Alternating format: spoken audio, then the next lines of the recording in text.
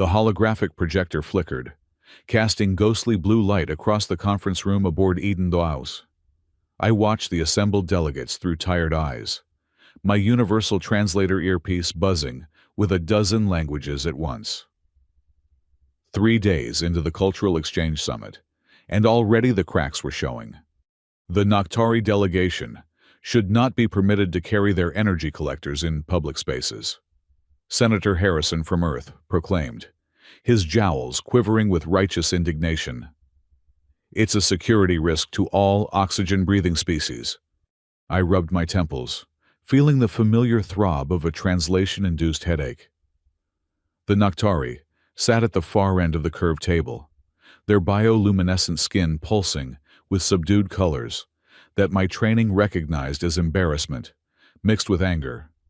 Their lead delegate, a being whose name translated roughly to First Singer of Dawn, clutched their ceremonial collector, nothing more than an ornate crystalline device that helped them process ambient energy during long meetings. "Senator Harrison," I interjected, my voice cutting through the murmur of dozens of species. "The energy collectors are ceremonial. They're about as dangerous as your coffee mug." Harrison's face reddened. "Dr. Renner, you're here as a linguistic specialist, not a security advisor." "I'm here because I understand what they're actually saying, not just their words." I stood, addressing the room. "The Noctari process energy differently than we process food.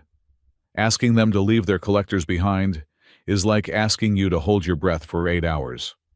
The Noctari's skin pattern shifted to what I recognized as gratitude. But Harrison wasn't done. "They're energy vampires, Doctor. The war records." "The war ended 50 years ago." I let exhaustion creep into my voice. "We're supposed to be building something better here." Harrison sneered. "Perhaps you'd like to share your quarters with them, Dr. Renner. See how comfortable you feel with an energy vampire in your bed." The room fell silent. Even the ever-chittering Proxima delegates stopped their subsonic humming. I felt the weight of 100 alien eyes on me, waiting for my response. This was the moment that would either diffuse the situation or send it spiraling. I shrugged, forcing a wry smile. If it would improve diplomatic relations, I'd happily share my bed with a Noctari. Hell, might be the most interesting night I've had since I got stationed on this floating conference center. Nervous laughter rippled through some of the human delegates. The Noctari's patterns swirled with what looked like amusement. Even the crystalline Kepler representatives chimed in appreciation. Harrison's face had gone from red to purple. But Ambassador Yarrick, my former mentor, raised a hand before the senator could respond. "I think we could all use a recess," Yarrick said, his voice carrying the authority of decades in diplomatic service. "Let's reconvene in 2 hours." As the delegates filed out, First Singer of Dawn approached me. Up close, I could see the intricate patterns of light flowing beneath their translucent skin, like Aurora Borealis trapped in humanoid form. "Your words carried kindness, intention, Dr. Renner," they said, their voice a harmony of tones that the translator struggled to parse. "This one expresses gratitude debt." "No debt," I replied, trying to project calm through my body language. "Just truth." Their large, multifaceted eyes studied me. "Truth-speaking is the rarest currency in spaces between peoples. This one will remember." After they left, Yarrick lingered, his weathered face creased with concern. "Alex, you need to be careful. Harrison has more support than you think." "Someone has to say something. Yarrick, we can't build a unified planetary union on fear and prejudice." He sighed, looking every one of his 70 years. "The universe doesn't care about our ideals. Boy, it only cares about power and who wields it."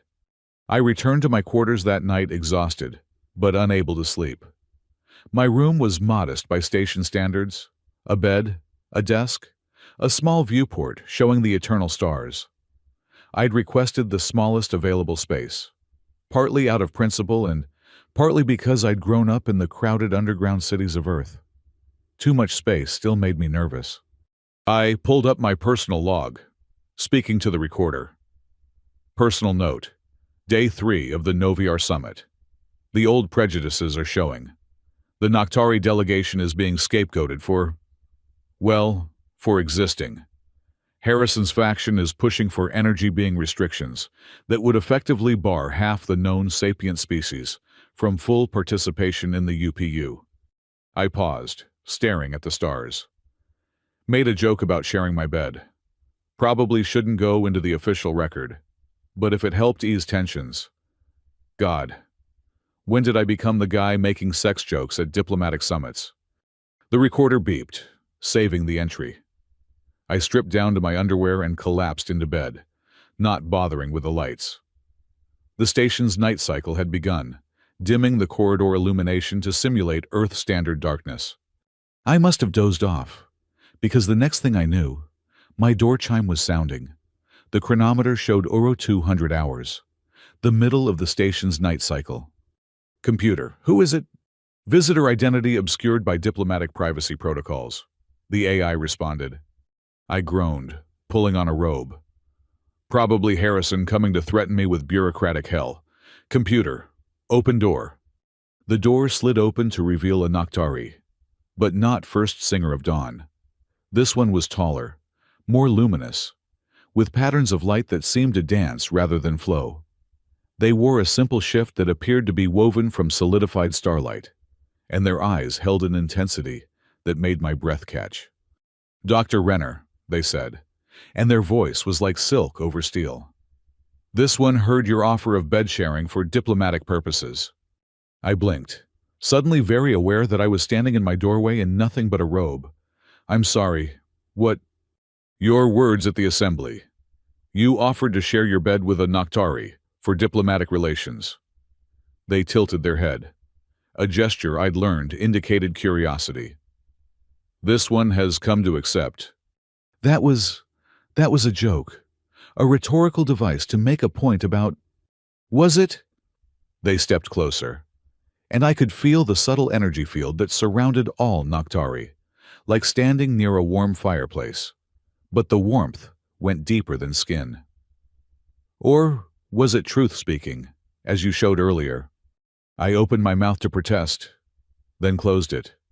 The corridor was empty, but station walls had ears, and the last thing I needed was someone seeing me turn away a Noctari at my door in the middle of the night. It would confirm every prejudice Harrison was spreading. Come in, I said, stepping aside. But we need to talk about this. They entered with fluid grace, their light patterns shifting as they took in my Spartan quarters. Small space, comfortable for one, challenging for two. About that, I began, but they were already reaching for the clasps of their garment. Wait, what are you doing? Preparing for bed sharing, they said matter-of-factly. Is this not the custom? Not exactly. The words died as their shift fell away, revealing a body that was simultaneously alien and mesmerizing. Their skin was like captured moonlight, with patterns of bioluminescence that followed anatomical lines I couldn't begin to guess the purpose of. They were humanoid in the broadest sense, but where humans had solid flesh, the Noctari seemed to exist in a state between matter and energy. They moved to my bed with unconscious grace and slipped under the covers. The sleeping platform is adequate. Will you join? Or do humans require extended ritual preparation? I stood frozen, acutely aware that this had spiraled far beyond my control. Look, there's been a misunderstanding. When I said I'd share my bed, it was hyperbole, an exaggeration to prove... This one understands hyperbole, they interrupted, their patterns shifting to what I recognized as amusement. This one also understands opportunity. Opportunity. They patted the space beside them. Dr. Renner, you spoke truth at the assembly. You see past the fear patterns that cloud other minds. The Noctari have need of such allies. I remained standing, trying to process the situation. Who are you exactly? You're not part of the official delegation. This one is called... They paused, pattern shifting. Your language lacks the concepts. You may call this one Naraya. It means light between shadows in your tongue. Naraya. The name felt strange, but not unpleasant. Why are you really here? Because your offer, joke or not, has spread through the quantum communication networks. By morning, every species in the UPU will know that a human offered to share sleeping space with a Naktari. Their eyes met mine, and I saw depths there that the translator couldn't convey. You cannot withdraw the offer now, without confirming every fear Harrison spreads. The political implications hit me like cold water. They were right. If I kicked them out now, it would be all over the station by morning that I'd rejected a Naktari who'd taken me at my word. It would undermine everything I'd said at the assembly. This is insane, I muttered, but I found myself moving toward the bed. For the record, this is just sleeping. Nothing else. Of course, Naraya agreed, though their light patterns suggested amusement. This one requires only rest and proximity to understand human energy patterns better.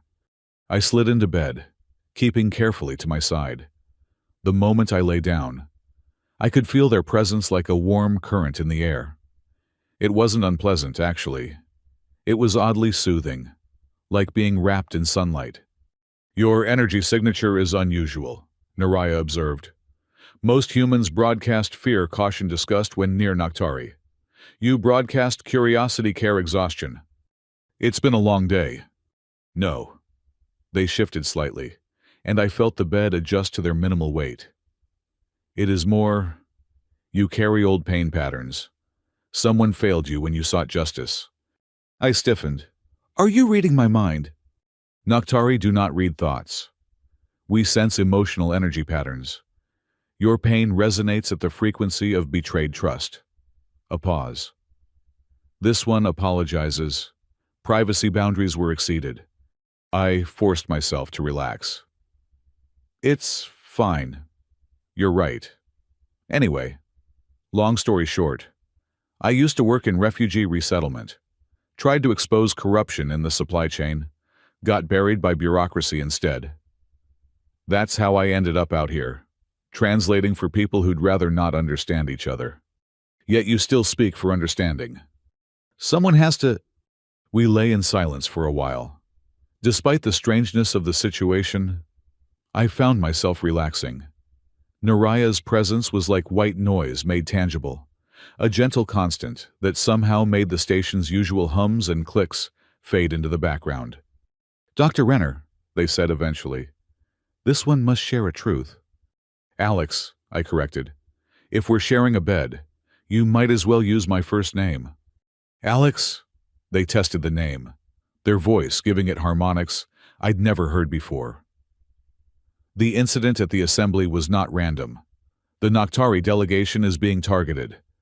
I turned to face them, suddenly alert. Targeted how? Small aggressions. Scheduling errors that place us in rooms with incompatible atmosphere. Food services forgetting to provide energy supplements. Security scans that take 3 times longer than for other species. Their patterns darkened. And now Harrison pushes for restrictions that would classify us as security threats. Son of a bitch, I whispered. They're trying to force you out. More than that, tomorrow, there will be an incident. A delegate will collapse, apparently drained of energy. The Naktari will be blamed. I sat up. How do you know this? Because similar incidents occurred on 3 other stations before trade negotiations. Always a delegate who opposed Naktari interests. Always convenient timing. Their eyes met mine again. We are being framed, Alex. And this one came to you because you may be the only human who would believe it. We need to warn station security. With what evidence? The word of an energy vampire? They touched my hand, and I felt a spark of connection. Not telepathy, but something deeper. For a moment, I felt their fear, their frustration, their desperate hope. We need proof, and we need allies. I lay back, mind racing. Harrison? It has to be connected to Harrison somehow. Perhaps, But accusing a senator requires more than suspicion. Then, we get proof. We document everything. Every accident, every delay, every microaggression. I turn to them again. Why did you really come to me? Naraya. There must be other humans who would help. Their patterns shifted to something I couldn't read. Because when you spoke at the assembly, your energy patterns showed no deception. You are what you claim to be. Nothing more. Nothing less. Do you understand how rare that is? I'm starting to... We talked through the night, planning and strategizing.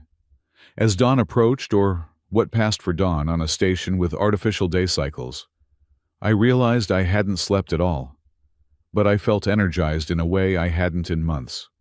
I should go, Naraya said as the chronometer neared 0600. The morning shift will begin soon. Probably for the best, I agreed, though part of me was reluctant to see them leave. But Naraya, this isn't over. We're going to expose whatever's happening here. They rose from the bed, their forms seeming to solidify as they moved. This one begins to understand why you made the offer you did. Joke or not, you cannot bear to see injustice without acting. It's a character flaw, I said wryly. It is a strength that may save us all. They retrieved their garment, slipping it on with fluid grace. When we next meet, it must be as strangers. The conspiracy cannot know we have spoken. Understood. At the door, they paused. Alex, thank you for sharing your bed. It was educational. Despite everything, I found myself grinning. Most interesting night I've had since I got here, just like I said. Their patterns flashed with what I was certain was laughter, and then they were gone. I sat on the edge of my bed, processing everything that had happened. In a few hours, I'd gone from making an ill-advised joke to being embroiled in what might be the largest conspiracy in the UPU. And somehow, I'd also formed a connection with a being I'd been taught to fear since childhood. The door chime sounded again, and for a moment I thought Naraya had returned. But when I opened it, Ambassador Yarrick stood there, his expression grave. We need to talk, he said, pushing past me into the room. His eyes took in the rumpled bed, and something like resignation crossed his face. Alex, what have you gotten yourself into? I don't know what you mean. He turned on me, suddenly looking ancient. The Naktari who just left? Do you have any idea who that was? They said their name was Naraya. Naraya. He laughed, but there was no humor in it. That's like saying your name is human. Alex, the being who just left your quarters is connected to the Naktari royal line. What's left of it? They're not just any delegate. They're probably the most important Naktari in the sector. My stomach dropped. They didn't mention that. Of course they didn't. They're testing you, seeing if you can be trusted. He sank into my desk chair. And now you're in the middle of something that's been brewing since before the war ended. The question is, are you prepared for what comes next? I thought about Naraya's words, about the conspiracy they'd hinted at, about the incident they predicted would happen today. I thought about Harrison's prejudice and the way the other delegates had remained silent. Most of all, I thought about the moment of connection I'd felt when Naraya touched my hand. The fear and hope and desperate need for someone to simply believe them. I don't know if I'm prepared, I said honestly, but I know I can't walk away. Yarrick studied me for a long moment. You remind me of myself at your age. Idealistic, stubborn, convinced the universe could be made fair if we just tried hard enough. He stood, moving to the door. I hope you survive longer than my idealism did. Yarrick, if you know something about what's happening, I know that today will test everyone on this station. I know that choosing sides will have consequences that ripple far beyond Noviar. He paused at the door. And I know that sometimes the most dangerous thing in the universe is someone who insists on doing the right thing. After he left, I showered and dressed, preparing for what promised to be a very long day. As I adjusted my universal translator, I caught sight of myself in the mirror. Same face as yesterday, but something had changed. Maybe it was the way I stood a little straighter. Maybe it was the determination in my eyes. Or maybe it was just that, for the first time in years, I had a purpose beyond simply translating words between species who didn't want to understand each other. I thought of Naraya, somewhere on the station, preparing for a day where they would be blamed for something they didn't do. I thought of Harrison and his supporters, so wrapped in fear they couldn't see they were being manipulated. I thought of all the species trying to build something together in the aftermath of war, and how fragile that hope really was. "Computer," I said. "Begin recording. Personal log, supplemental. Last night, a Noctari named Naraya visited my quarters. What follows may be the most important account I ever give." I spoke for 10 minutes, documenting everything Naraya had told me. If something happened to me, at least there would be a record. When I finished, I encrypted the log with my personal cipher and headed for the door. Time to see if a joke about sharing my bed would lead to saving an alliance or destroying it. The morning assembly hall buzzed with tension, thick enough to cut. I took my place at the translation console, watching delegates file in with the wariness of prey, animals sensing a predator. The Noctari delegation entered last, their bioluminescent patterns muted to near invisibility, a sign of extreme caution I'd only read about in xenobiology texts. Naraya wasn't among them. I tried not to let my disappointment show. "Dr. Renner," a saccharine voice called, Senator Harrison's aide, Ms. Petrova, materialized at my elbow like a bad omen. "The senator requests you join him in the observation booth. I'm needed at the translation console." Her smile could have etched glass. "The automated systems can handle basic translation. The senator insists." I glanced at Yarrick across the room. He gave an almost imperceptible nod. Whatever was coming, I needed to play along. The observation booth overlooked the main assembly floor, like a predator's perch. Harrison stood with his back to me, hands clasped behind him, watching the delegates below with proprietary satisfaction. "Dr. Renner, I trust you slept well." The question carried weight. I kept my voice neutral. "Well enough." "Alone. Is my sleeping arrangement relevant to conference proceedings, Senator?" He turned then, his smile as cold as deep space. "Everything is relevant when it concerns station security. You've been flagged for irregular visitor patterns." I wasn't aware that hospitality was a security concern. It is when that hospitality extends to energy parasites. He moved closer, and I caught the scent of expensive cologne failing to mask cheaper ambitions. "You're young, idealistic. I understand the appeal of exotic experiences. But you need to understand the bigger picture. Enlighten me." Harrison gestured to the assembly below. 43 species, doctor, each with their own needs, their own agendas. The only thing keeping this powder keg from exploding is careful balance. The Noctari upset that balance. Because they process energy differently. Because they're weapons, he snapped. Living weapons left over from a war that nearly destroyed half the galaxy. Every one of them is a potential bomb, waiting to drain the life from anyone nearby. That's not how their biology works. I have the reports. He pulled up a holographic display, showing what looked like military documentation, classified war records, entire battalions drained to husks, ships found drifting with mummified crews. The Noctari were bred for this. Doctor, they're an abomination. I studied the documents. Translation protocols automatically parsing the text. Something felt wrong about them. The syntax was too modern. The terminology inconsistent with 50-year-old military reports. These look remarkably well preserved for classified documents, I observed. Harrison's eyes narrowed. Meaning whoever gave these to you went to a lot of trouble to make them look authentic. But the linguistic patterns are off. This isn't military writing from the war era. It's contemporary prose dressed up in archaic formatting. For a moment, genuine surprise flickered across his face before the mask slammed back down. You're suggesting these are forgeries? I'm suggesting someone wants you to believe something specific about the Noctari. The question is why. Before he could respond, alarms began blaring throughout the station. Not the sharp wail of hull breach or fire, but the medical emergency tone. On the assembly floor below, delegates scattered from a central point like disturbed insects. Right on schedule, I muttered.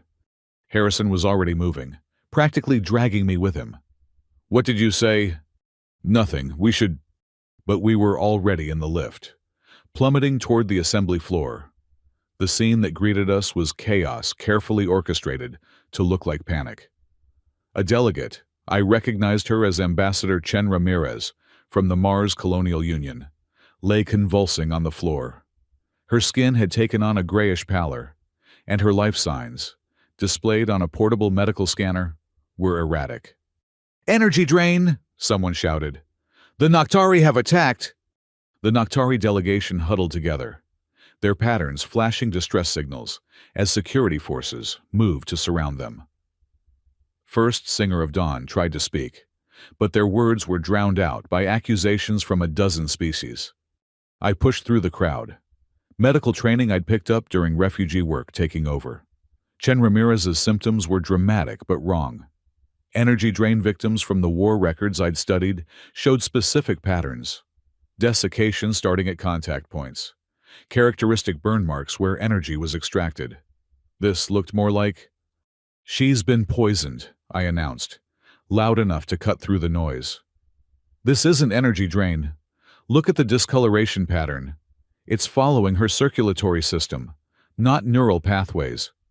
"You're not a medical doctor," Harrison protested. "No, but I can read." I pulled up the medical scanner's detailed readout. Elevated toxin levels. Specifically, I frowned at the chemical signature. Therazine compound. That's a synthetic neurotoxin. Senator, the Noctari couldn't produce this if they tried. The crowd's momentum stuttered. Security Chief Kowalski, a no-nonsense woman I'd shared drinks with occasionally, moved in to examine the readings herself. "He's right," she confirmed. "This is chemical poisoning, not energy extraction. Medical team, treat for therazine exposure. Everyone else, back off." As the medical team worked, I noticed movement in my peripheral vision. A figure in maintenance coveralls was edging toward the service exits. Something about their gait seemed familiar. "Security," I called. "That maintenance worker." They bolted. Kowalski was already moving, her team flanking the exits. But the figure had a head start. I did the only thing I could think of.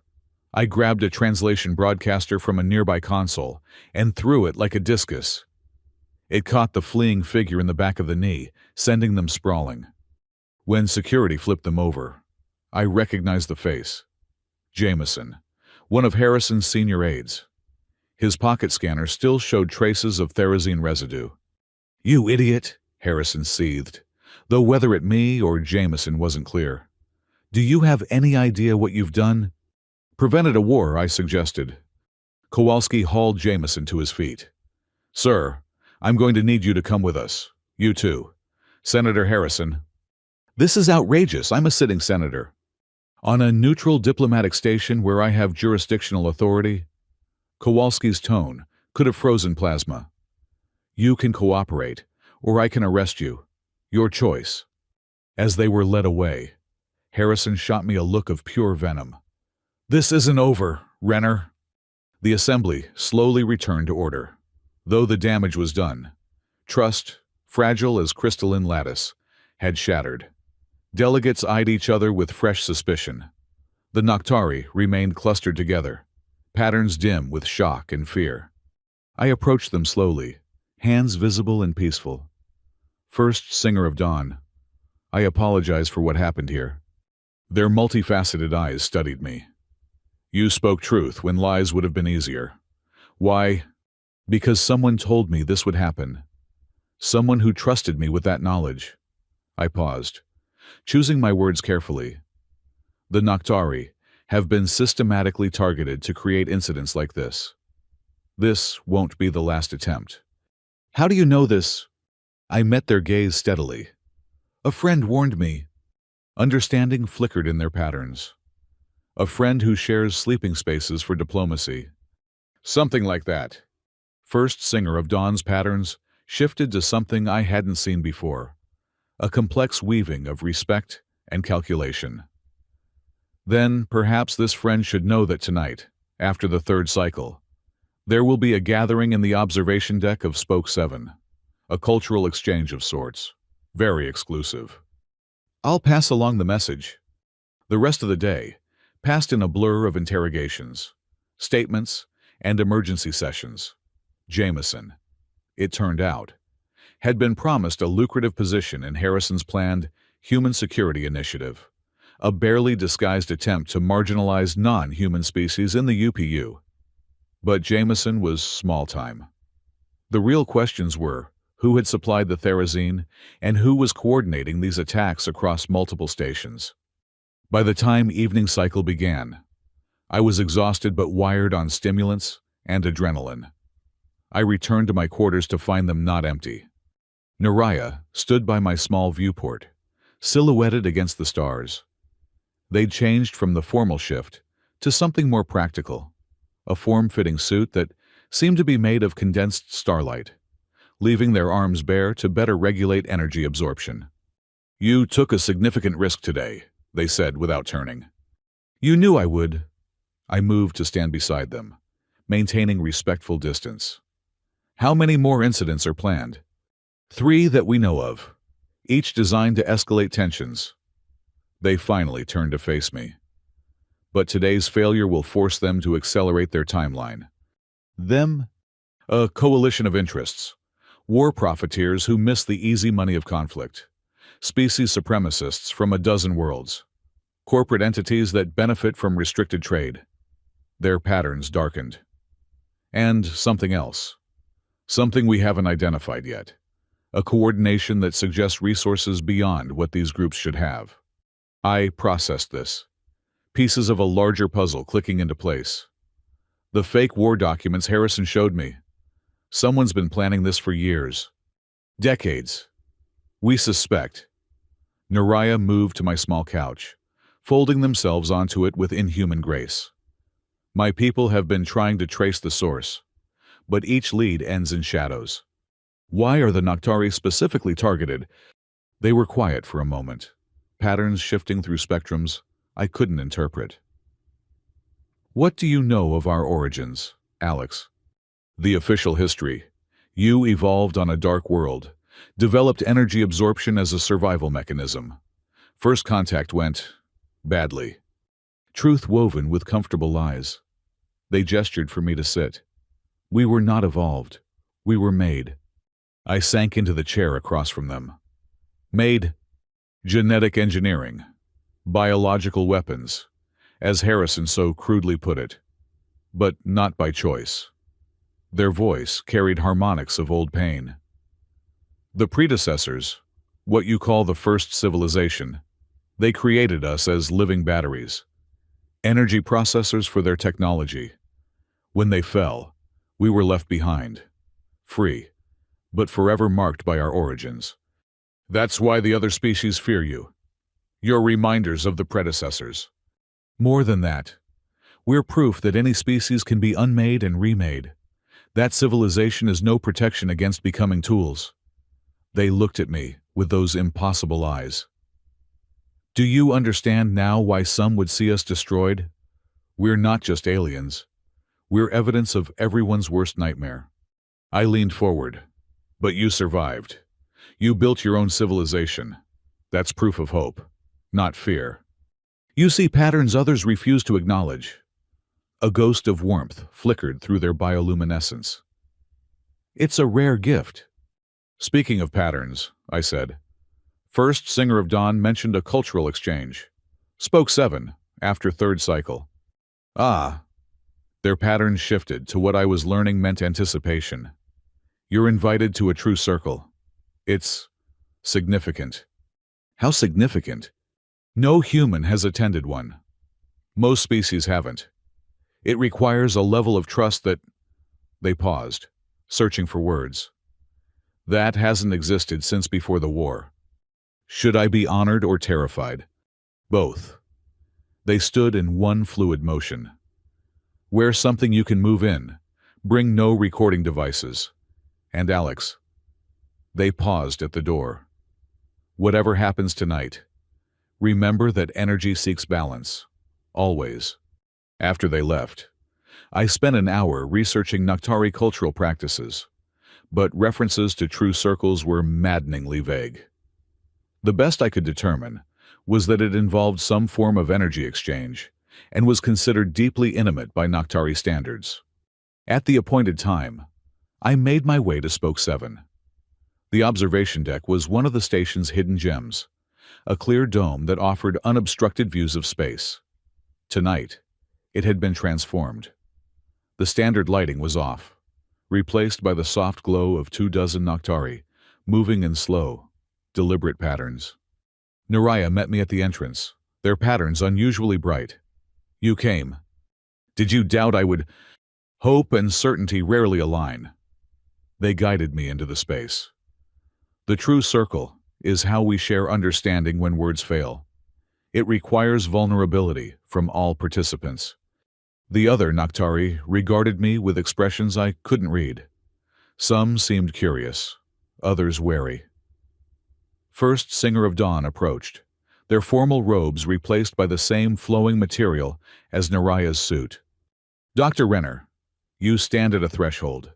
Beyond is truth without filters, understanding without words. Do you consent to see as we see? I thought about everything that had led to this moment. The conspiracy, the false flag attacks, the fear and prejudice threatening to tear the UPU apart. If understanding the Naktari better could help prevent that. I consent. First Singer of Dawn nodded. Then join the circle. The Naktari arranged themselves in a perfect circle, leaving a space for me. Naraya took position directly across from me, their patterns synchronizing with the others in a rhythm that made my eyes water. As I stepped into place, I felt it immediately. The energy field they generated together was exponentially stronger than any individual's. We begin with memory. First Singer of Dawn intoned, "The first truth, we remember our making." The energy in the room shifted, and suddenly I wasn't just seeing the Naktari. I was feeling echoes of their collective memory. Images flooded my mind, laboratories of impossible architecture. Beings of pure thought, experimenting with flesh and energy. The moment of awakening to consciousness while shackled to alien machines. The second truth, another voice continued. We remember our freedom. New images, the fall of the predecessors. Chaos and confusion. Naktari learning to exist without masters. The joy and terror of self-determination. Building a civilization from nothing but will and shared suffering. The third truth, we remember the war. This hit harder. Fear and misunderstanding spiraling into violence. Naktari refugees pleading for sanctuary and being met with weapons. The desperate choice to fight back, to use their abilities as weapons when cornered. The horror of watching other species wither at their touch, even in self-defense. The fourth truth, we remember the peace. Tentative first contacts after the ceasefire. The slow, painful work of building trust. Small victories and major setbacks. The constant awareness that one mistake could reignite the fear. The fifth truth, we see the pattern being woven against us. This was different. Not memory but shared observation. Dozens of incidents across the galaxy.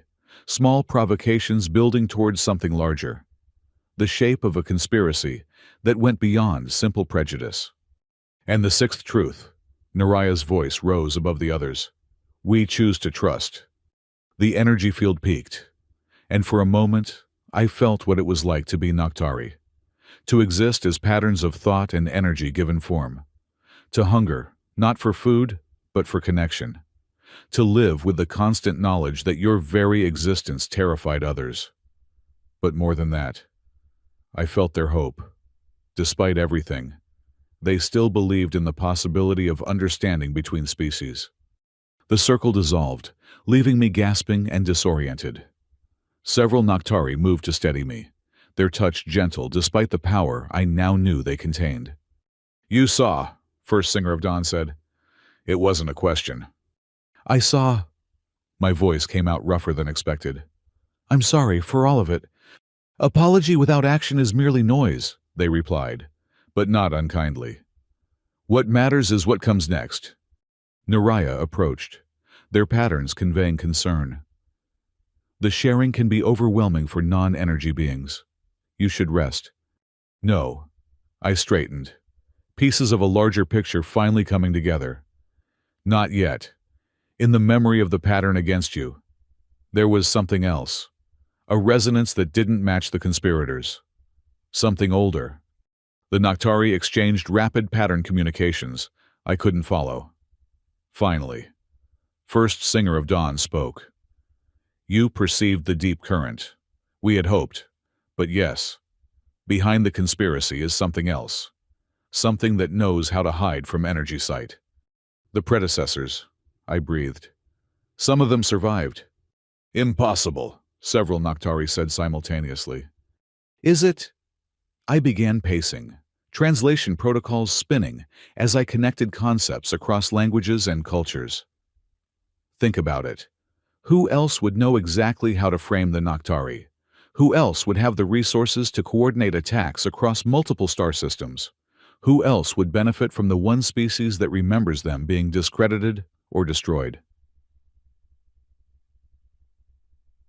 Silence stretched through the room like a living thing. Finally, Naraya spoke. "If you're right, then we're not dealing with simple prejudice or war profiteering. We're dealing with the ghosts of your creators, trying to reclaim their tools." I met each of their gazes in turn. "And they're using humanity's fear to do it." First Singer of Dawn's patterns went completely dark for a moment, before flaring back to life. "We must warn the UPU. They won't believe us. Not without proof," I thought furiously. But Harrison might know more than he realized. Those fake documents had to come from somewhere. If we could trace their origin. "Dangerous," Naraya warned. "If the predecessors truly survive, they have capabilities we can't imagine. Then we'd better imagine harder." I looked around the circle of beings who had just shared their deepest truths with me. "You trusted me with your memories. Let me trust you with mine." I told Naraya I used to work in refugee resettlement. What I didn't say was why I left. I took a breath, preparing to share my own truth. 3 years ago, I discovered a trafficking ring hiding among legitimate refugee transfers, children disappearing between transit points. When I tried to expose it, I was told I was seeing patterns that didn't exist, that I was causing trouble for important people. They buried my report and blacklisted me from Earth Civil Service. The familiar anger rose in my chest. Later, I found out why. The trafficking ring was connected to several high-ranking officials who were using it to fund black ops operations. Operations that included research into xenobiological weapons. I could never prove the connection, but now you wonder if those operations were connected to the current conspiracy. First Singer of Dawn finished. The time frame fits. The focus on biological manipulation. The willingness to sacrifice innocence for a larger agenda. I met their eyes. If I'm right, then I've been fighting this same shadow since before I knew it existed. "Then perhaps," Naraya said softly, "you were guided here for a purpose." "I don't believe in fate. Neither do we. But we believe in patterns. And sometimes, the right person in the right place can change the weave of history." The meeting dissolved shortly after, the Noctari dispersing in small groups to minimize attention. Naraya walked me back to my quarters, both of us alert for surveillance. "What you did tonight," they said as we reached my door. "Joining the circle, it changes things." "How so?" "You carry a piece of us now. Our energy, our truth. It marks you. They paused, struggling with words. In our culture, those who share the circle are, there's no direct translation. More than friends. Different from lovers. Connected. I felt the truth of it. A warm presence in the back of my mind that hadn't been there before. Is that why you really came to my room last night to set this in motion? I came because you offered. I stayed because you listened. The circle. They touched my hand briefly, and I felt our energies resonate. That was hope becoming reality. Inside my quarters, I sat in the dark, processing everything I'd learned. The conspiracy was deeper than anyone imagined, possibly connected to my own past failures. The Noctari were more than victims. They were the key to unraveling a threat that could destroy the fragile peace between species. And I was no longer just a translator. The circle had changed me, given me insight into energy patterns I'd never perceived before. When I closed my eyes, I could almost see the flow of intentions through the station. Fear and hope, deception and truth, all swirling in complex patterns. My door chimed. This time, I wasn't surprised to find Director Velen standing there. Unlike Harrison's blustering authority, Velen radiated cold certainty. Dr. Renner, may I come in? It wasn't really a request. I stepped aside. Velen surveyed my quarters with calculating eyes before settling into the chair Naraya had occupied earlier. You've had an eventful day. The station's been full of excitement. Indeed. Harrison's crude attempt was always doomed to fail. He lacked subtlety. Velen studied me. You, however, have proven surprisingly adaptable. First defending the Noctari, then exposing the plot, now participating in their rituals. One might wonder where your loyalties lie. With the truth. Truth. He savored the word like wine. Such a flexible concept. Would you like to know a truth? Doctor, the war never ended. It simply evolved. And you've chosen the losing side. Have I? He leaned forward. The Noctari told you their history. I'm sure. Poor, persecuted energy beings. Victims of fear and prejudice. Did they mention the colonies they drained during the war? The children who withered to husks because a frightened Noctari lost control. Did they mention the humans who burned Noctari settlements? The experiments to weaponize their biology? Every species has blood on their hands. But only one species was designed to be parasites. His eyes glittered. They're an evolutionary dead end, Doctor. A mistake that should have been corrected long ago. By who the predecessors? For the first time, uncertainty flickered across his face. I don't know what you mean. I think you do. I think someone's been feeding you information, playing on your fears, making you believe the Noctari are a threat that needs eliminating. I leaned against my desk. Did you ever wonder why the evidence against them was so perfectly crafted? Why the incidents followed such a precise pattern? You're reaching... Tell me, Director, when did you first start receiving intelligence about Noctari threats? 3 years ago, just after certain refugee programs were shut down on Earth. His face went very still. How could you possibly know that? Because I recognized the patterns. The same hands that buried my trafficking investigation are pulling your strings. And you're so blinded by prejudice you can't see it. He stood abruptly. You know nothing. I know you're going to leave my quarters and report this conversation to your handlers. I know they'll accelerate whatever endgame they're planning. And I know you'll realize too late that you were just another tool to be discarded. At the door, he turned back. Be very careful, Doctor. You're playing with forces beyond your comprehension. Story of my life. After he left, I activated every security protocol I had access to and sent an encrypted message to Kowalski. If Velen was compromised, we needed to assume the station's command structure was infiltrated. I'd barely finished when my viewport polarized, blocking the stars. Emergency lockdown. They were moving faster than I'd anticipated. The lights cut out. replaced by the red glow of security lighting. In the distance, I could hear alarms beginning to wail. But underneath it all, I felt something else, a presence in the energy patterns of the station, ancient and coldly intelligent. The predecessors weren't just pulling strings from the shadows. They were here, on Eden Dwatind, ready to reclaim what they saw as their property. The real battle was about to begin.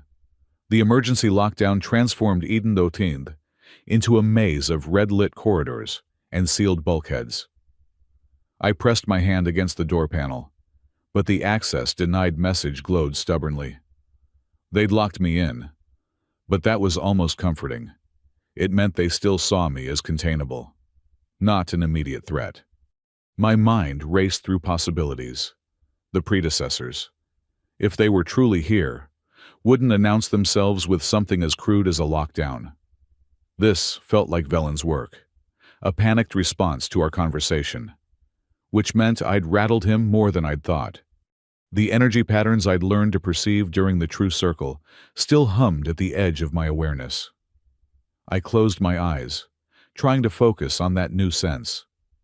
The station's usual energy flow was disrupted, churning with fear and confusion. But underneath, there, a calm center in the storm, moving with purpose through the chaos. Multiple Noctari signatures, led by one I recognized instantly, Naraya. I opened my emergency kit and pulled out a maintenance override tool. Technically illegal for non-engineering personnel, but old habits from refugee camp work died hard. The door panel sparked as I bypassed its circuits, and I slipped into the corridor. The station's automated voice droned evacuation instructions in a dozen languages. But I tuned it out. Following the energy signatures through service corridors, most people didn't know existed. My unofficial tour guide, during my first week, had been a maintenance worker named Torres, who'd taken pity on the confused linguist. Now his chattiness might save lives. I emerged 3 levels down, near the diplomatic quarters. The Noctari delegation had gathered in a defensive formation, their patterns synchronized in what I now recognized as a battle configuration. Naraya stood at the center, her light pattern cycling through spectrums that made my newly awakened senses ache. Alex, first Singer of Dawn, noticed me first. "You should not be here. The lockdown is Velen's attempt to control the situation." I joined their circle, feeling their energy field accept me like I belonged. "He's been compromised by the predecessors, though he might not know it. We need to—" The lights went out completely. Not even emergency power remained. In the absolute darkness, the Noctari's bioluminescence transformed them into living constellations. "That's not possible," someone whispered. "The station has triple redundancy." "Unless someone has root access to all systems," I said. "The kind of access that would require either the station commander's authorization or technology beyond current understanding," Naraya finished. Her patterns shifted to deep ultraviolet. "They're here." A new light source appeared at the corridor's end. Not the warm glow of Noctari bioluminescence, but something cold and angular that hurt to perceive directly. The figure approaching seemed to exist partially outside normal space, its edges blurring into geometries that shouldn't exist. When it spoke, the voice came from everywhere and nowhere. "Children of our making, you have grown wild in our absence." The Noctari's patterns dimmed in instinctive fear, but Naraya stepped forward. "We are not your children. We are not your tools. We are free beings." Freedom. The predecessor seemed to taste the word. "A concept you learned from the younger races. How limiting." Its attention turned to me, and I felt my mind try to recoil from its scrutiny. "And you bring pets to your gatherings now. How quaint." "He is no pet," Naraya said, her voice carrying harmonics I'd never heard before. "He stands with us by choice." Choice. Another illusion. The predecessor moved closer, and I could see it more clearly. Or rather, My brain gave up trying to process what it saw and supplied an approximation.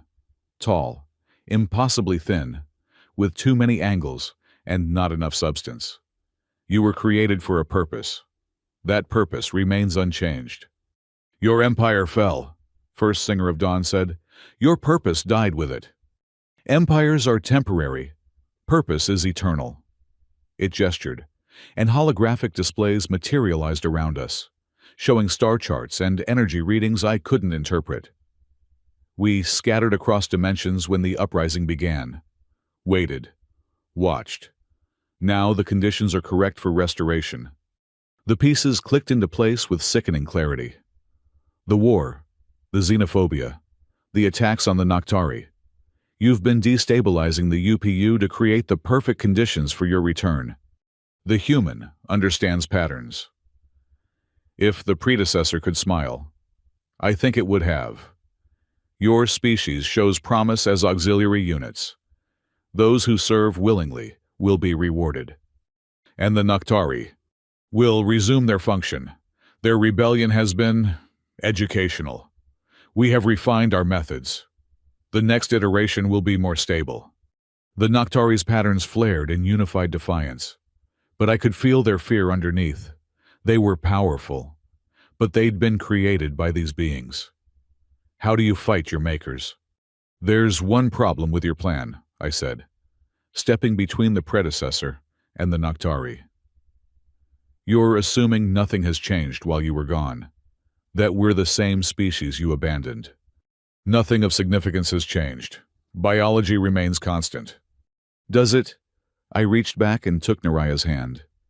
The moment our skin touched, the energy connection we'd formed in the circle blazed to life.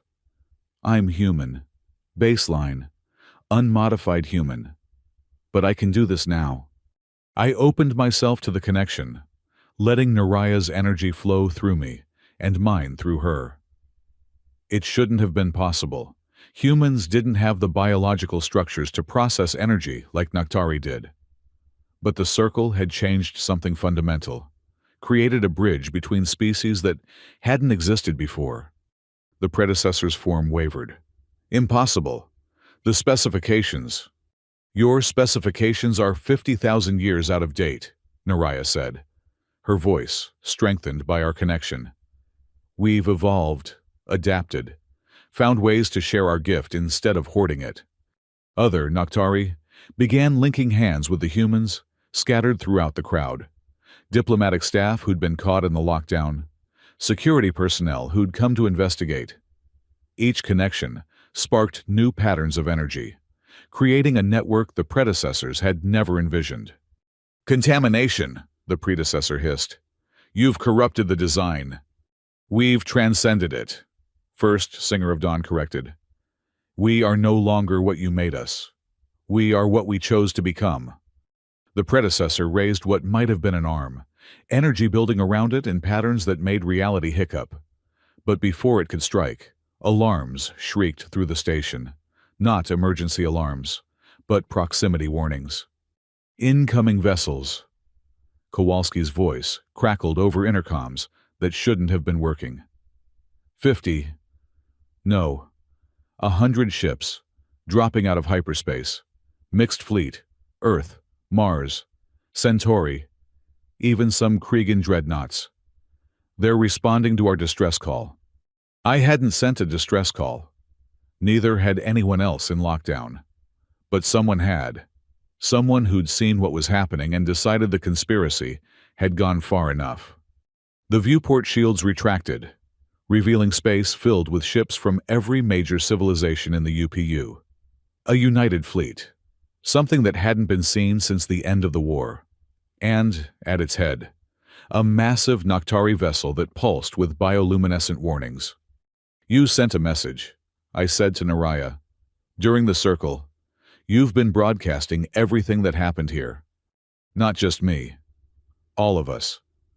Every Noctari in the galaxy felt the circle. Heard the truth. Her patterns shifted to something like hope. And they told others. The conspiracy is exposed. The predecessor's form began to shift, preparing to phase out of our reality. This changes nothing. We are patient. We are eternal. We will... You will find us ready, a new voice said.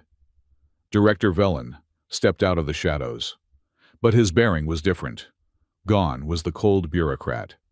In his place stood someone who'd finally understood the game he'd been playing.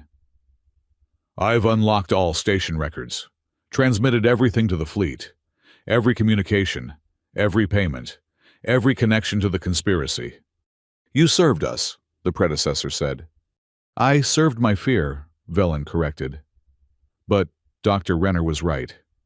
I was just another tool to you. Well, this tool just broke free. He held up a device I recognized, a quantum destabilizer, highly illegal and incredibly dangerous. Funny thing about phase shift technology, it really doesn't like it when you introduce quantum uncertainty into the mix. The predecessor's form began to fluctuate wildly. You cannot... Velen activated the device. Reality screamed in protest as the predecessor was forcibly shunted back to whatever dimension it had been hiding in. The last thing we heard was a sound like rage given geometric form. In the aftermath, as lights flickered back on and people tried to process what they'd witnessed, I found myself still holding Naraya's hand. The energy connection had stabilized into something sustainable, a warm presence that felt as natural as breathing. So, I said, this is probably more excitement than you expected when you showed up at my door. Her patterns shifted to amusement. You offered to share your bed for diplomacy. You didn't specify calm diplomacy. Around us, the station erupted in controlled chaos. The fleet was demanding explanations. The UPU Council was calling emergency sessions. There would be inquiries, trials, a complete restructuring of how the Alliance functioned.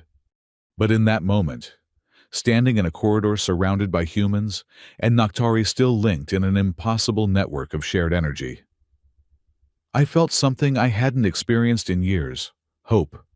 Dr. Renner, Yarrick appeared at my elbow, looking haggard but oddly pleased. The Council wants a full report. You're the only one who witnessed everything from the beginning. Not the only one, I said, glancing at Naraya. This was a joint effort. Yes, well, he cleared his throat. They also want to discuss the implications of human-Noctari energy bonding.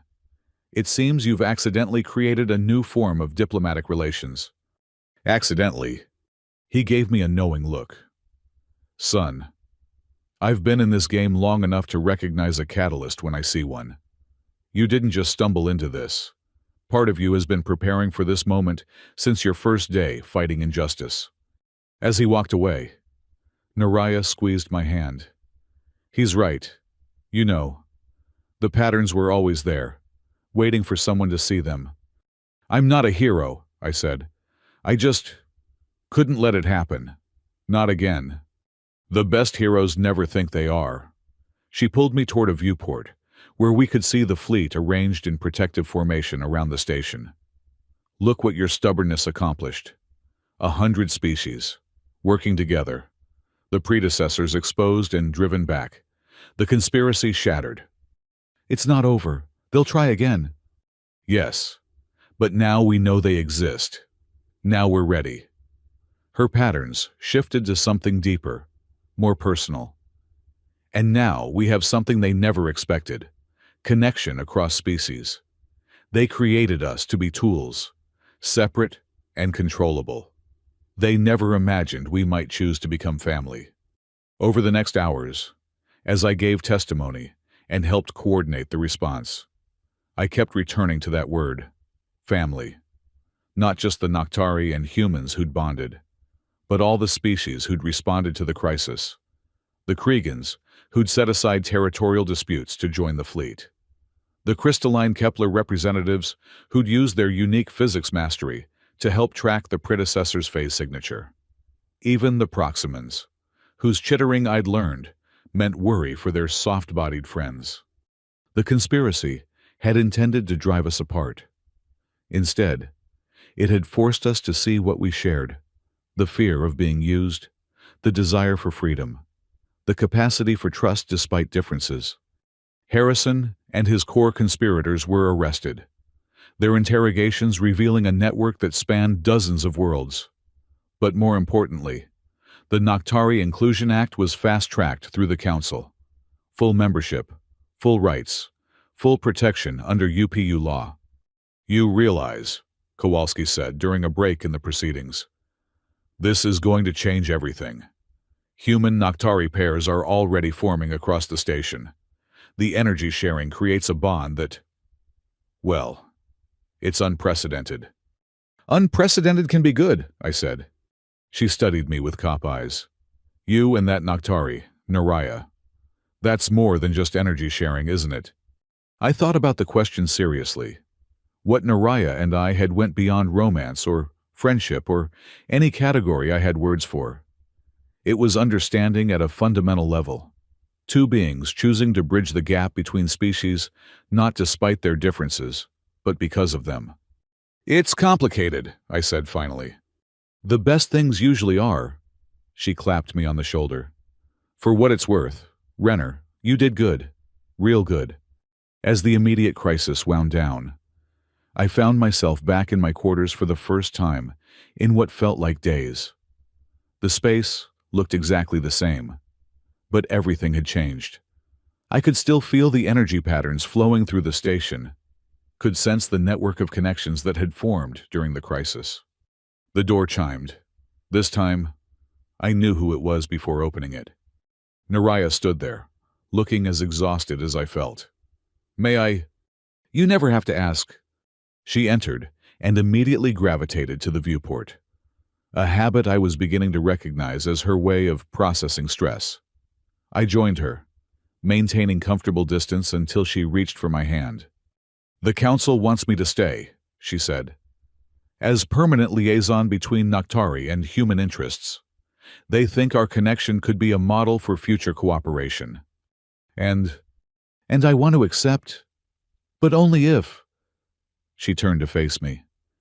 "Alex, what we have goes beyond diplomatic necessity. You know this. I know. Your people have concepts of romance that don't translate to energy beings. My people have forms of connection that human biology shouldn't support. Yet here we are." "Here we are," I agreed. She moved closer, her energy field enveloping me like warm starlight. "I need to know if you're prepared for what this means. The bond we've formed. It's not temporary. It will grow stronger over time. You'll become more sensitive to energy patterns. I'll become more grounded in physical reality. We'll meet somewhere in the middle, neither fully human nor fully Noctari." "You're asking if I'm prepared to become something new." "I'm asking if you're prepared to become yourself, fully realized." Her patterns shifted through spectra of emotion. The person who jokes about sharing beds but means every word about justice. The one who sees patterns others miss and refuses to let them be buried. The bridge between worlds who was always meant to stand in the spaces between. I thought about my journey, from idealistic refugee advocate to bitter translator to whatever I was becoming now. Every step had led here, to this moment of choice. "When you showed up at my door that first night," I said, "you told me you came because I was a truth speaker. But that wasn't the whole truth, was it?" "No," she admitted. "I came because in all the noise of the assembly, your energy signature was clear. Not pure. Purity is overrated. But clear. Focused. Like a note that cuts through discord." She touched my face, and I felt our energies harmonize. "I came because I recognized something in you that I'd been searching for without knowing it." "What?" "Home." The word hung between us, carrying weight in both our languages. For humans, home was place and belonging. For Noctari, it was resonance and harmony. For us, it was becoming both. "Yes," I said, "I'm prepared." She smiled, a very human expression she'd picked up. "Then, share your bed with me, Alex Renner. Not for diplomacy, not for politics, but because two beings from different species have chosen to create something new together. This time, when she shed her outer garment and slipped into my bed, there was no awkwardness or confusion.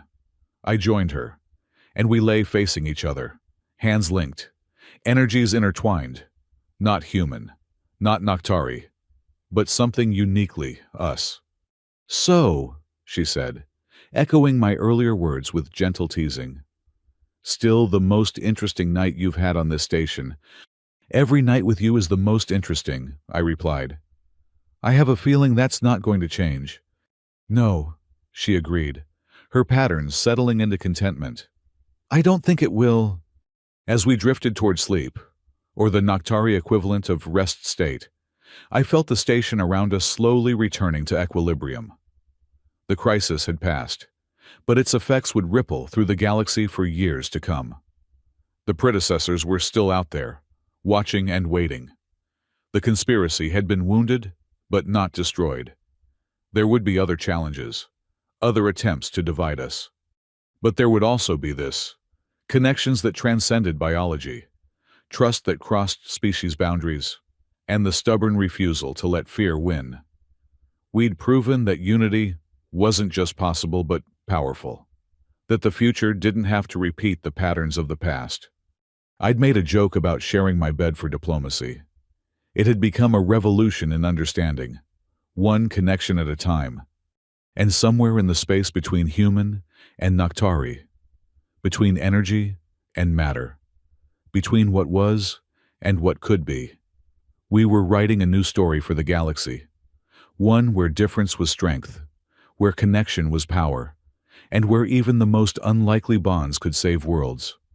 "Alex," Naraya's voice was soft, already fading toward rest. Thank you for seeing me, not what I was made to be, but who I chose to become." I squeezed her hand gently. "Thank you for knocking on my door." "It was a very good joke," she murmured. "The best jokes contain truth." "Then we must be hilarious."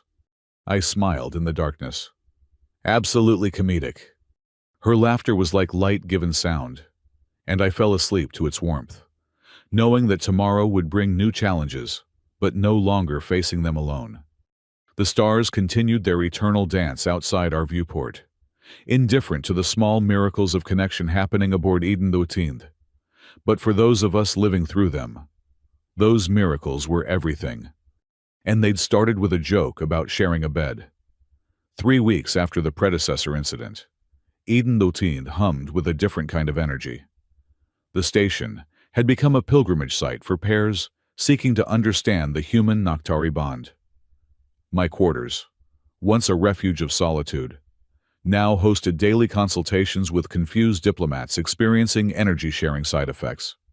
"It feels like my thoughts are fizzing," complained Dr. Sarah Hendricks, a xenobiologist from Mars Colony. Across from her, her Naktari partner, Storm Singer, pulsed with sympathetic patterns. "The sensation will stabilize," I assured her, while Naraya demonstrated proper energy flow techniques. "Think of it as learning a new language. Your brain needs time to create pathways for processing energy-based communication." "But why is it different for everyone?" Hendricks rubbed her temples. "Commander Liu says she hears colors now. The trade negotiator from Earth claims he can taste emotions. Because humans aren't uniform," Naraya explained. "Your neural structures vary. The bond adapts to what already exists." Her patterns shifted to what I'd learned was gentle amusement. "Alex perceives energy as musical harmonics. Very appropriate for a linguist." I felt the truth of it. The station's energy patterns did sound like a vast symphony to me now, each species contributing its own instrumental section. The Naktari were strings, vibrating with resonant frequencies. Humans played percussion, steady and grounding. The crystalline Kepler representatives chimed like bells in dimensions I couldn't quite name. After Hendricks and Stormsinger left, still fumbling through their new connection, I collapsed on my couch. The consultations were necessary but draining. Each pair's bond was unique, requiring careful calibration to remain stable. You're exhausted, Naraya observed, settling beside me. Our connection hummed with concern. It's worth it. I leaned into her warmth. Every successful pair makes it harder for the fearmongers to paint this as dangerous. Harrison's faction hasn't given up. The broadcasts from his prison cell grow more vitriolic each day. Let him rant. He's yesterday's nightmare. I closed my eyes, letting her energy soothe the day's accumulated stress. I'm more worried about what we haven't seen yet. The predecessors didn't survive this long by giving up after one setback. Naraya's patterns darkened. The Council refuses to acknowledge the ongoing threat.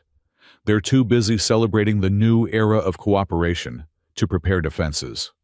She was right.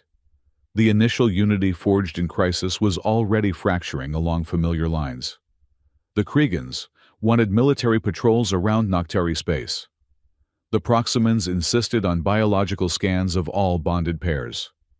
Everyone wanted the benefits of human Noctari cooperation without accepting the fundamental change it represented.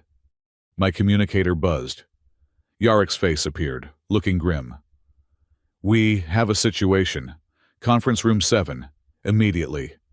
When we arrived, the room was packed with senior staff and delegation leaders.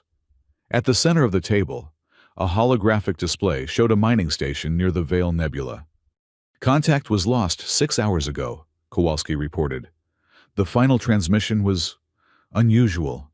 She played the recording. Static at first, then a voice, human. But speaking in harmonics, no baseline throat should produce. The synthesis begins. Old patterns dissolve. New purpose emerges. We are becoming. My blood ran cold. I recognized the voice. That's Administrator Beck. He was one of the first to attempt bonding with a Noctari. The bond failed, Naraya added. His partner, Twilight Echo, reported incompatibility. They separated 2 weeks ago. Apparently not completely, Yarek said. A scout ship found the station an hour ago. Every person there, human, Noctari, and others, has undergone some kind of transformation. The display shifted to show bioscan readings that made no sense. Energy signatures that were neither human nor Noctari, but something entirely other. Physical forms that existed partially in phase space, partially in normal reality. Predecessors, someone asked. No, I said, studying the patterns. This is different. The predecessors impose their will from outside. This is evolution from within. Evolution or contamination. The speaker was Ambassador Trent from the Conservative Coalition. This is exactly what we warned against. Uncontrolled mixing of incompatible biologies. We must quarantine all bonded pairs immediately. That's fear-talking, I countered. We need to understand what happened before. What happened is your reckless experiment has created abominations. Trent's face flushed red. Playing with forces beyond comprehension, just like the Noctari's creators. How long before we all end up like those poor souls? The room erupted in arguments. I felt Naraya tense beside me, her patterns cycling through defensive configurations. The fragile unity was shattering before our eyes. Enough! Velen's voice cut through the chaos. He'd been quiet since the predecessor incident, spending most of his time in custody providing intelligence about the conspiracy. Fighting amongst ourselves is exactly what they want. Trent sneered. The predecessors you claim to have banished. The predecessors I helped awaken through my ignorance, Velen corrected, and who are far from banished. This has their fingerprints all over it. Turn our greatest strength into our greatest fear. I studied the data again, letting my new perceptions guide me. There, a pattern within the chaos. He's right. Look at the transformation signatures. They're not random. They follow mathematical progressions consistent with predecessor technology. You're saying they caused this? I'm saying they influenced it. Took a failed bond and pushed it past breaking. I highlighted specific readings. Beck and Twilight Echo's incompatibility wasn't natural. Someone introduced a catalyst, To what end? Yarek asked. To make us afraid of each other again. Naraya's voice was steady, but I felt her anger through our bond. To prove that connection between species leads to destruction. Well, it's working, someone muttered. Then we stop it, I said. We go to that station, figure out what really happened, and find a way to reverse it. Absolutely not, Trent declared. I'm recommending full quarantine of the sector and immediate suspension of all interspecies bonding programs. You don't have that authority, Kowalski reminded him. I will after the emergency session. He stood, radiating self-righteousness. This council has lost perspective, endangered by emotional connections that cloud judgment. It's time for cooler heads to prevail. After he stormed out, followed by several supporters, the remaining group sat in heavy silence. The progress we'd made was unraveling, and we all knew it. I'll go, Villon said quietly. To the station. I have unique insights into predecessor manipulation, and perhaps it's time I made real amends for my role in this. You're in custody, Kowalski pointed out. Then assign me a guard. Dr. Renner would be appropriate, given his expertise. He met my eyes. That is, if he's willing to trust someone who nearly destroyed everything he fought for. I felt Naraya's immediate protest through our bond, but something in Velen's expression stopped me. Not manipulation this time, but genuine need for redemption. I'll go, I said, but not alone. Naraya comes too. The danger, Yarek began, is why we need to face it together. I took Naraya's hand. Whatever's happening on that station, it's about the bonds between us. We can't understand it from a distance. The debate continued for another hour, but eventually, pragmatism won. A small team would investigate myself, Naraya, Velen, and a security detail led by Kowalski herself. We'd leave in 6 hours, giving us time to prepare. Back in my quarters, Naraya paced with restless energy. This is a trap. You must see that. Probably, I agreed, checking my equipment. But Trent's faction will use fear to destroy everything if we don't counter with truth. Truth won't matter if you're transformed into whatever those people became. I stopped packing and really looked at her. Beneath the determination, I saw fear, not for herself, but for us, for what we'd built together. Hey, I said softly, catching her hands.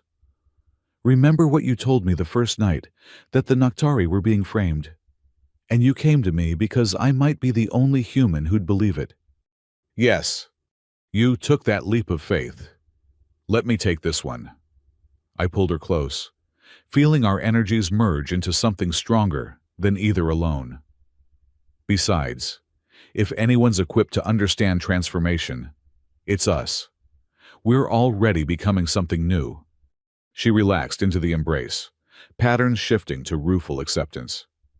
Your optimism will be your doom someday. Maybe, but not today. We spent the remaining hours in preparation, both practical and personal.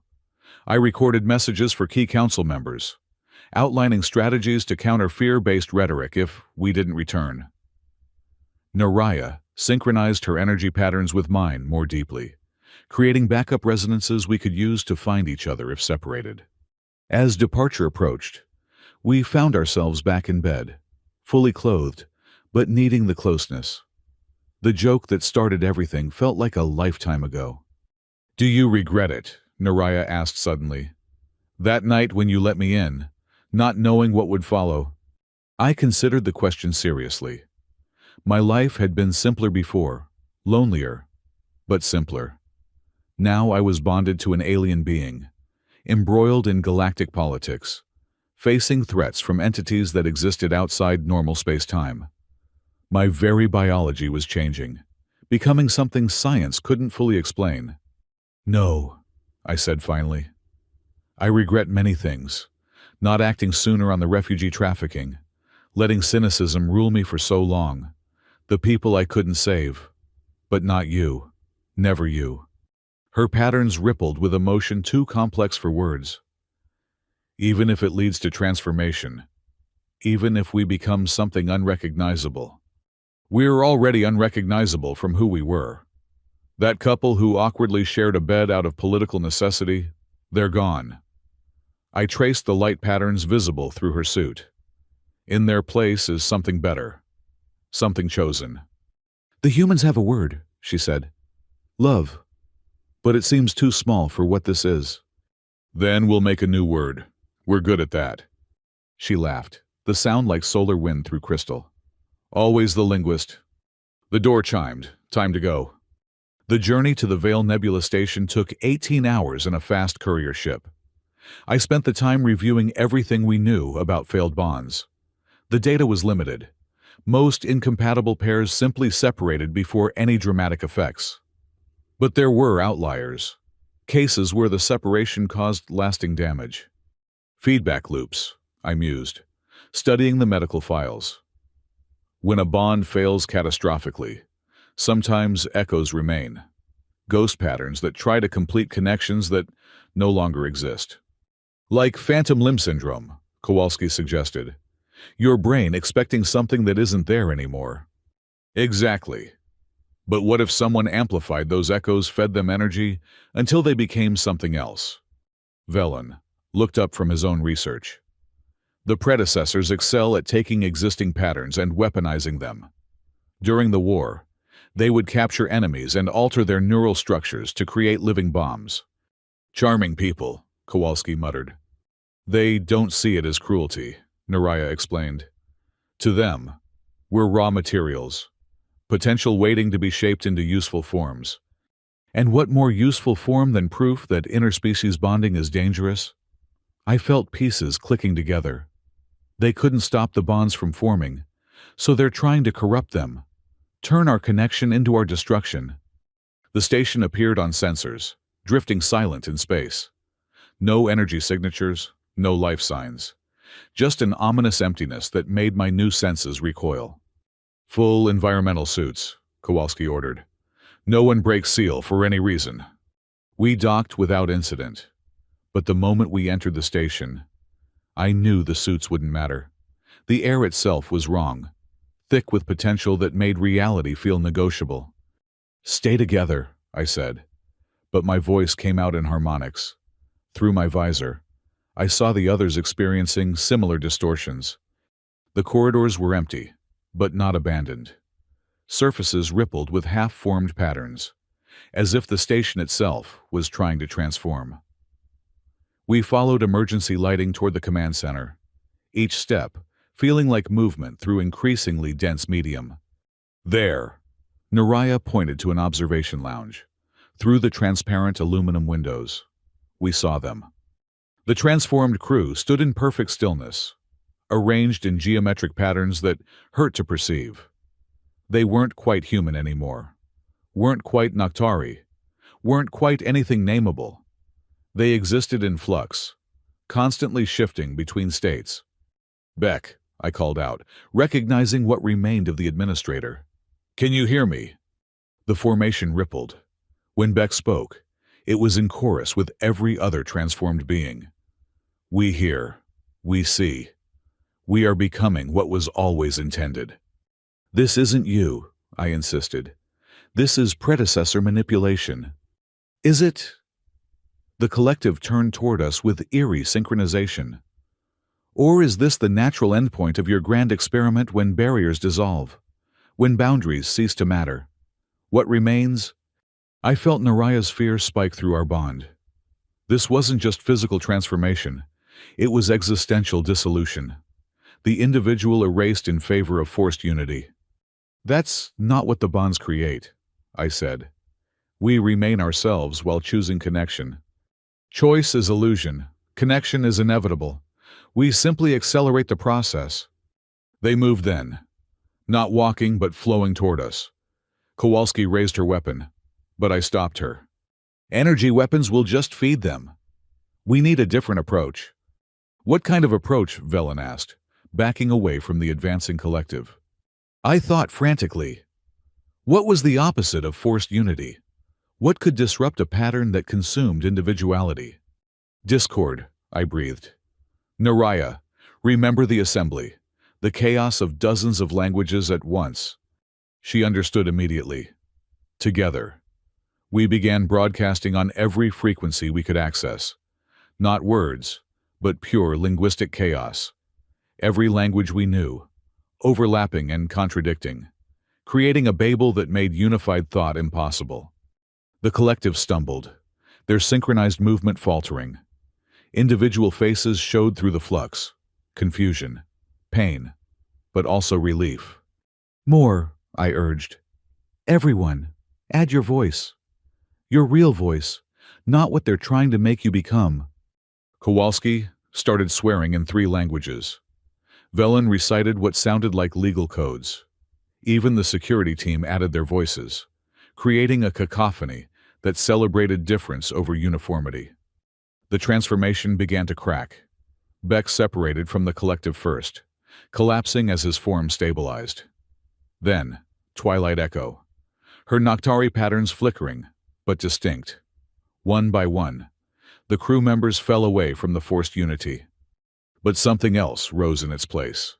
A presence that wasn't physical, but pressed against our minds like gravity. The predecessor. Not in form, but in pure intent. Crude but effective. It acknowledged. You preserve their flawed individuality. But for how long the pattern is set? Without unity, they dissolve. With it, they transform. Choose their fate. I looked at the collapsed crew, saw the energy patterns trying to tear them apart. The predecessor was right. The forced bonding had damaged them fundamentally. They couldn't survive separated, but unity meant losing themselves. There's another option, Naraya said. She moved toward Twilight Echo, kneeling beside the fallen Noctari.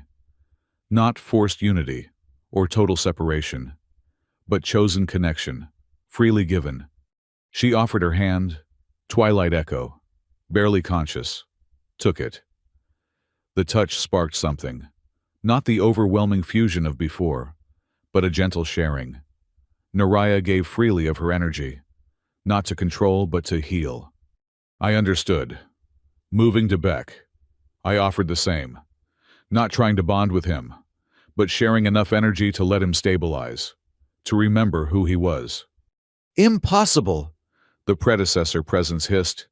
They are incompatible. It will destroy you all. Maybe, I said, but that's our choice to make.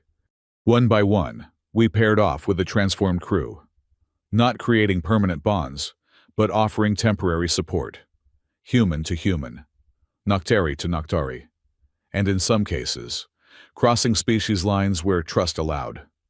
The station's twisted atmosphere began to clear. The predecessor's presence wavered, its certainty shaken by something it couldn't comprehend, willing sacrifice without guarantee of success. You delay the inevitable, it said as it faded. They will seek unity again. The pattern cannot be denied. Then we'll help them find it on their own terms, I replied. However long it takes. The presence dissipated, leaving us exhausted but alive. The rescued crew would need extensive care, might never fully recover. But they were themselves again, wounded but whole. As medical teams arrived to evacuate the station, I found myself sitting with Naraya in the observation lounge where it had all started. Earth's courier ship was visible through the viewport, a reminder of how far we'd come. Trent will use this, Naraya said quietly. Proof that bonding is dangerous. He'll try. But we have proof too.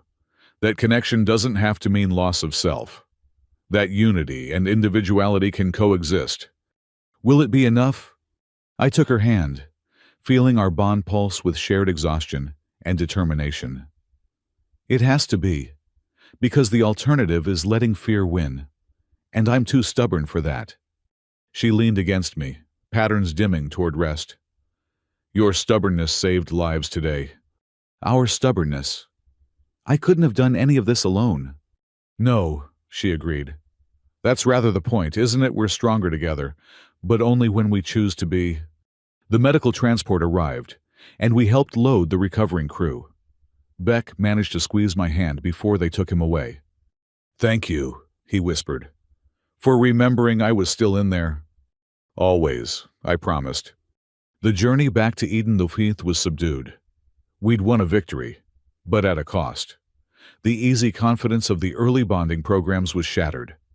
Moving forward would require more care, more wisdom, more respect for the forces we were engaging. But as I sat with Naraya, our bond humming quietly between us, I felt hope. Not the naive hope that had started this journey, but something tempered by experience. We were changing, all of us. The question was whether we'd guide that change or let others exploit it. When we get back, I said, I want to propose new protocols, psychological screening, compatibility testing, support networks for struggling pairs. The council won't like the delays, Naraya warned. Then we convince them. One voice at a time if necessary. I smiled grimly. I'm good at being annoying when lives are at stake. Yes, she said fondly. You are. As Eden the Fouth came into view, I thought about the joke that had started everything. A flippant comment about sharing my bed had led to transformation on a scale I couldn't have imagined.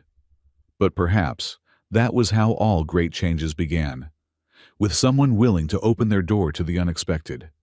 Next time, Naraya said, following my thoughts through our bond. Perhaps joke about something less consequential. Where's the fun in that?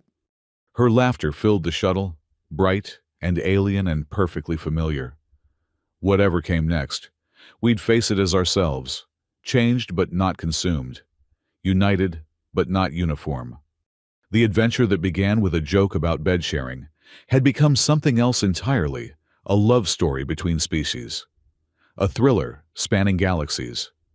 But most importantly, a choice to keep choosing each other despite the risks. And I wouldn't have it any other way. The council chamber had never felt smaller. 2 months after the mining station incident, representatives from 43 species packed the amphitheater, their combined energy patterns creating a storm I could taste in the back of my throat.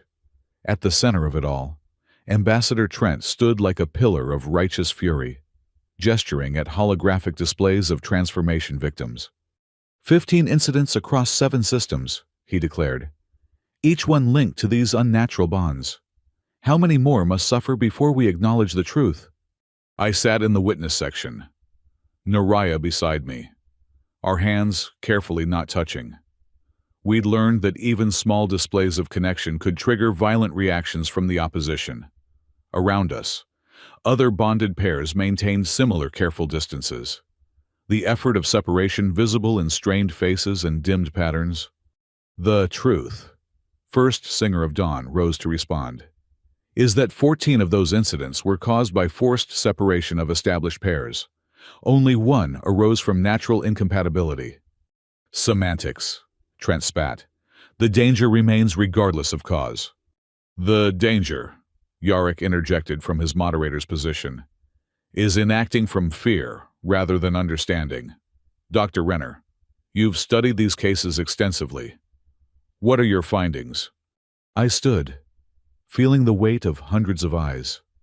The translator earpiece buzzed with anticipatory static from dozens of languages.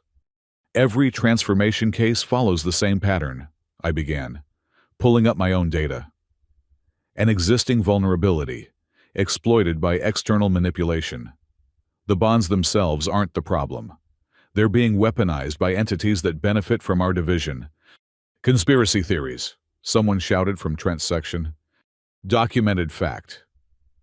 I highlighted specific energy signatures. These patterns match predecessor technology. They're not hiding anymore. They're actively sabotaging connections to prove their point that unity between species is impossible. Then you admit the bonds make us vulnerable. Trent seized on my words. Everything meaningful makes us vulnerable.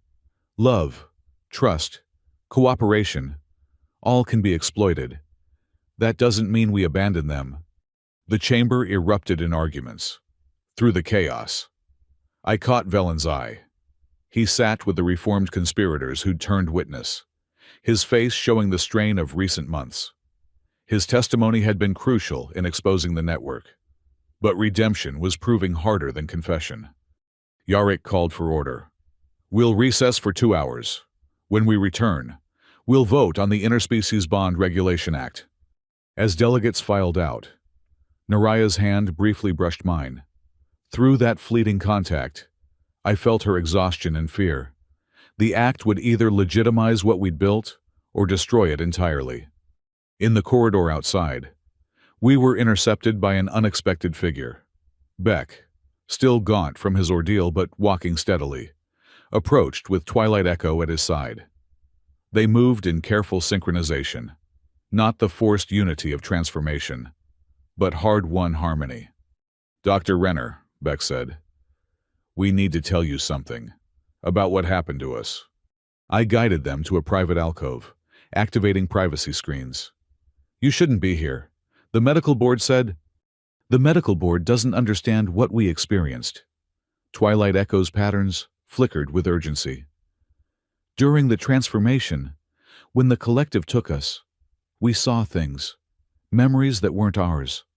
"Predecessor memories," Beck clarified. "They're not just manipulating bonds. They're studying them, learning from them." A chill ran down my spine. "Learning what?" "How to perfect their original design." The Noctari were version 1, energy beings created as tools. But they rebelled, became independent. Beck's voice dropped. "The bonds between humans and Noctari are showing them how to create version 2, beings that won't rebel because they'll choose servitude. That's why they're sabotaging connections," Twilight Echo added. "Each failure teaches them more about how bonds form, how they break, how they can be controlled." Naraya's patterns went sharp with alarm. "We're not just fighting prejudice. We're providing research data for our own replacement." "There's more," Beck said. "In the collective consciousness, we sensed others, transformed beings from species we don't recognize. The predecessors have been conducting these experiments across multiple galaxies, refining their techniques." "How long do we have?" I asked. "The memories suggested a convergence point. When they have enough data, they'll return in force, not to reclaim the Noctari, but to replace all of us with perfected versions." After they left, I stood in stunned silence. We'd been so focused on defending the bonds. We'd missed the larger threat. Every connection we formed, every failure we experienced, was feeding intelligence to our replacements. "We have to tell the Council," Naraya said.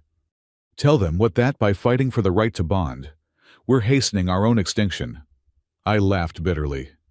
Trent would thank us for proving his point. "Then what do we do?"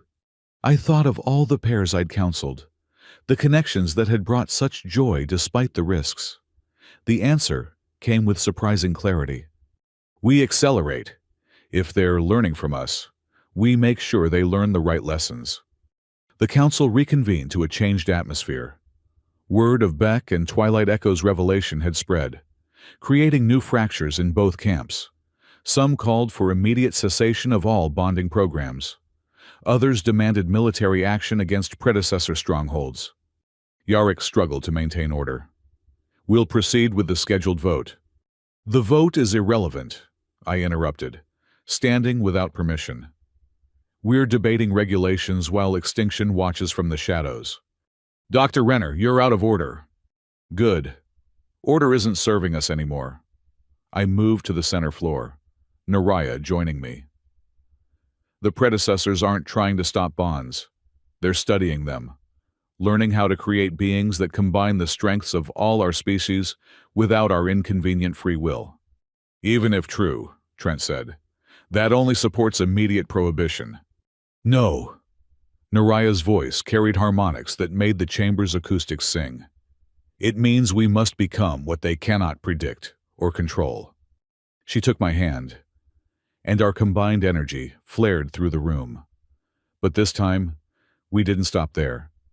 We reached out to other bonded pairs, inviting connection. One by one, they joined us, human and Noctari, but also Krygian pairs who'd secretly experimented with energy sharing.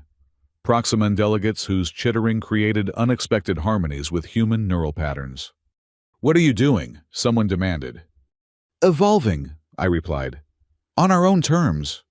The network expanded, each edition bringing new perspectives, new capabilities.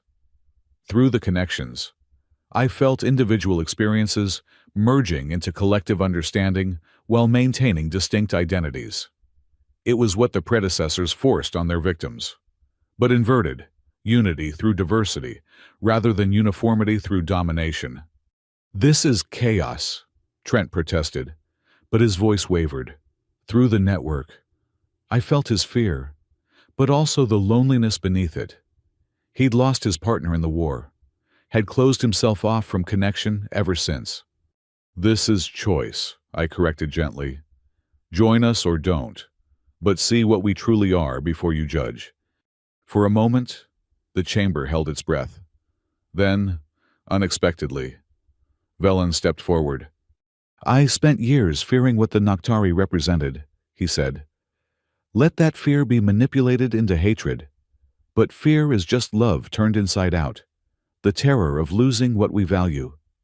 He extended his hand to a young Noctari delegate. "I choose to turn it right side out again." The connection sparked, and Velen gasped as energy patterns flowed through him for the first time. His thoughts joined the network: remorse, determination, and surprisingly, hope. The dam broke. Delegates throughout the chamber began reaching out, some tentatively, others with desperate hunger for connection. Not everyone. Trent and his core supporters held back, watching with expressions ranging from horror to wonder. But enough. More than enough. Through the expanding network, we felt it, a presence observing from dimensions adjacent to our own. The predecessors, drawn by the unprecedented energy surge. But something was different. Where before they'd radiated cold certainty, now there was confusion. "Impossible," The presence whispered across dimensions. "the patterns are unstable. This should not sustain." "You're right," I said, knowing they could hear through the network. "By your calculations, this is impossible. Different species can't truly unite. Individual identity can't coexist with collective consciousness. Free will and unity are mutually exclusive." Yet here we are. Hundreds of voices added their harmony to mine. The network pulsed with shared understanding. We weren't just different species anymore. We were becoming something new. Not replacing what we were, but adding to it. Humans gaining energy sensitivity. Noctari grounding in physical reality. Other species discovering capabilities they'd never imagined. "You persist in error," the predecessor presence insisted. "Unity requires control. Diversity breeds chaos." "Then we choose chaos," Naraya said, her voice carrying the weight of every connected being. "We choose the messy, imperfect, glorious chaos of free beings deciding to stand together." The presence recoiled. Through the network, we felt its genuine shock. In all their eons of existence, across all their experiments, they'd never encountered this. Beings who embraced transformation without losing themselves, who found strength in differences rather than despite them. "You will fragment," it predicted. "Individual desires will override collective good. You will turn on each other as all diverse systems do." "Maybe," I admitted. "Probably, sometimes. But we'll also forgive, adapt, and choose connection again." That's what you never understood. The power isn't in the bond itself, but in the choosing. The network sang with agreement. Through it, I felt Trent's walls finally crumbling. He reached out tentatively, and a Noctari elder met him halfway. The moment they connected, his grief for his lost partner mixed with joy at feeling connection again. He wept openly, and no one thought less of him for it. The predecessor presence writhed in confusion. Their perfect calculations couldn't account for this variable. Beings who knew the risks and chose connection anyway. Who celebrated their differences instead of erasing them. This data is corrupted. It decided. We will recalculate. Find specimens that behave according to parameters. Good luck with that, someone called out. And laughter rippled through the network. Human laughter. Noctari light patterns. Kriggian rumbles. Proximan chittering. All harmonizing into something that had never existed before. The presence faded, but not in defeat. In bewilderment. They would return. We all knew it. But they would return to face something they'd never calculated for. A galaxy of beings who refused to fit their parameters. As the network gradually dissolved, leaving individual connections stronger, but separate again, the council chamber felt transformed. The vote on the Regulation Act proceeded, but it had become almost ceremonial. The act passed overwhelmingly, but with amendments no one had foreseen. Provisions for multi-species bonds, research funding for understanding new capabilities, protection for those who chose not to bond. Later, in my quarters, Naraya and I processed what had happened. The galaxy had changed in the span of hours. We had changed.